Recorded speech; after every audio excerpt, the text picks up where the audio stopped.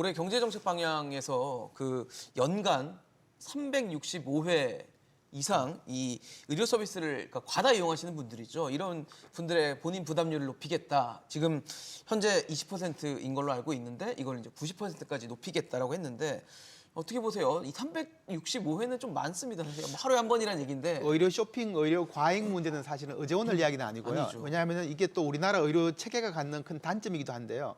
이 의료 소비자가 선택권을 마음대로 가지고 있다 보니 이 제한시키는 제도가 굉장히 약하죠. 약하다, 예. 그렇죠. 그러다 보니까 뭐 이것저것 쇼핑도 하게 되는 이제 그런 문제를 가지고 오게 되고 결국 이게 뭐 의료비 과다 지출로 가져가는 그런 문제를 가지고 있는 겁니다. 지금 저희 화면에 네. 365회를 초과한 외래 진료자들의 급여비를 보여드리고 있는데 뭐 매년 조금씩 등락은 있지만 어쨌든 200억 원이 넘는 금액이 지금 들어가고 있다는 얘기네요. 네, 맞습니다. 그래서 그동안 정부에서는 건강보험 의료비 과다 이용자보다는 의료급여 수급권자들이 있습니다. 저소득층들, 예, 전 국민 한 3에서 5% 사이가 되는데요.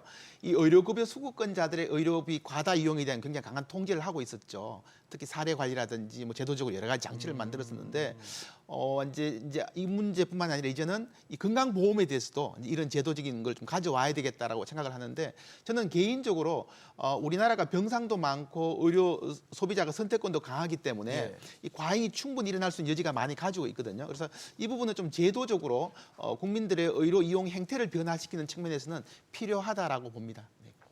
허 교수님 어떠세요? 365회 저 365회라고 하는 게 이제 횟수로 카운트할 거냐, 급여 일수로 카운트할 거냐 이거에 따라 굉장히 큰 차이가 나거든요.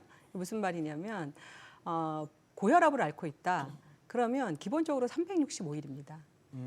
왜냐하면 고혈압약은 매일 복용해야 되잖아요. 그렇죠. 그러니까 그냥 365일이 깔리는 거예요. 아, 그런데 고혈압을 앓으면서 당뇨를 앓고 있다. 그럼 365일에 다시 또 365일이 되는 겁니다.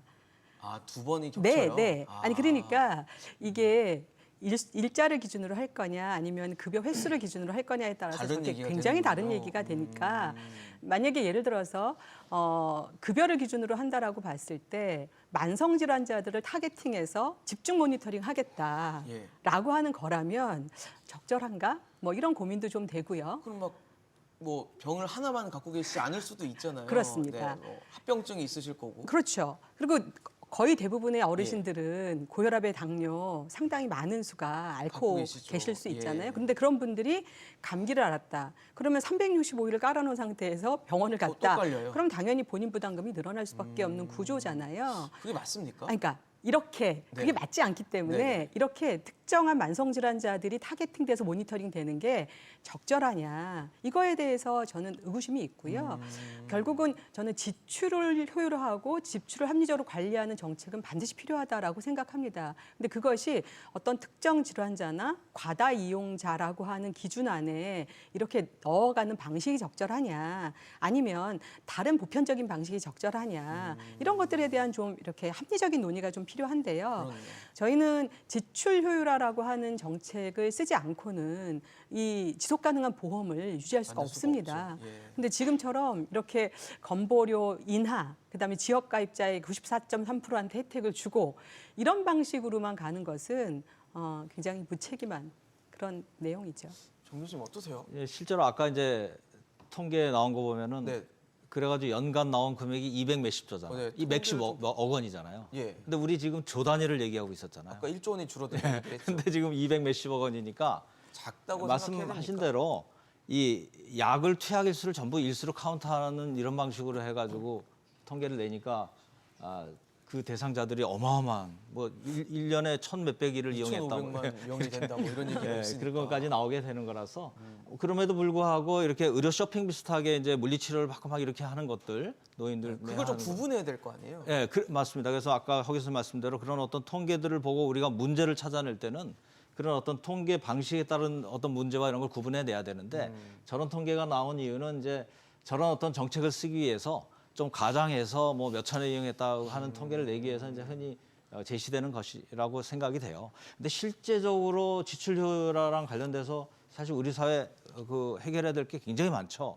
그 중에 예를 들어서 실손보험의 문제라든지 그렇죠. 실손보험이 각 개개인의 보험료 본인 부담금을 커버해가지고 각 개개인들은 돈을 내는 것을 의식을 못 하게 되잖아요. 그렇죠. 다 커버해 주니까 보험금을 내고 있으니 도수 치료도 않는 마음껏 거 받고 아닙니까? 비교도 쇼핑을 하게 막 된다. 하게 되고 하게 되잖아요. 그러니까 그런 근본적인 문제에 대한 해결 의지가 훨씬 더 필요한 거죠. 근데 이런 것에 대한 해결은 정부 즉 건강보험을 담당하는 보건복지부뿐만이 아니라 실손보험을 공식적으로 담당하고 있는 금융위원회가 같이 정부 차원에서 이 그 법정 본인 부담에 대해서 전체를 커버해주지 않는다. 절반은 남겨놓는다. 이런 어떤 이 건강보험 제도를 무력화시키는 그런 현상에 대해서 막겠다는 의지를 같이 표명을 해줘야 이것이 해결이 가능한 거거든요. 그런 거는 여기 나오는 몇백억의 저런 문제가 아니고 그런 것은 조단입니다. 조단이. 그것이 결과하고 있는 것은 그것을 아마 해야 그것이 이게 가장 중요한 급선무일 대책인 수도 거죠. 있겠다는 예. 거네요.